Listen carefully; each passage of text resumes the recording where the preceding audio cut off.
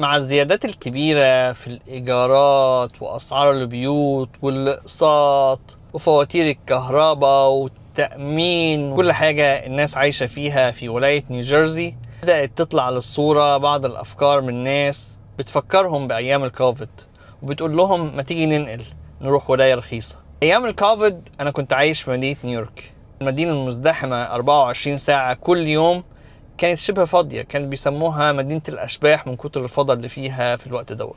أنا كنت بشتغل أيامها في توصيل الطواقم الطبية، الأطباء والممرضين والممرضات والحاجات اللي زي كده. الناس ديت كانت مهمة جدا توصل المستشفيات عشان تعتني بالمرضى اللي كانوا في كل حتة في نيويورك. كتر الناس اللي كانت بتموت كان في كونتينرز محطوطة في بعض الأماكن جنب المستشفيات بيتحط فيها الناس اللي بتموت فيها. صراحة أنا كنت حاسس مسؤولية كبيرة إن أنا لازم أكون بشارك في القصة ديت، حتى لو في كوفيد ومخاطر بشغلي كنت بحس إن أنا بعمل دور مهم جدا. الناس اللي طلعت من نيويورك وقتها بسبب الكوفيد كتير منهم مرجعش، في بعض الناس رجعت وجات ناس جديدة عاشت في المدينة كمان بعد كده.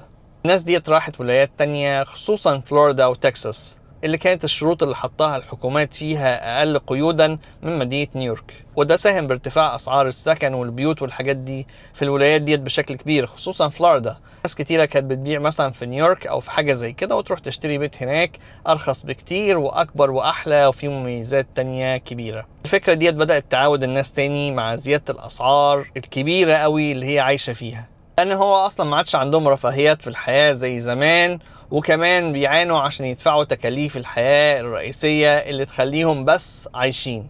فهل هنشهد هجرة كبيرة تانية من ولاية زي نيوجيرسي لولايات تانية قريبا، ولا الدنيا هتمشي ازاي؟ شاركونا برأيكم عن الموضوع. تحياتي للجميع، لؤي العاصي من نيوجيرسي، مع السلامة.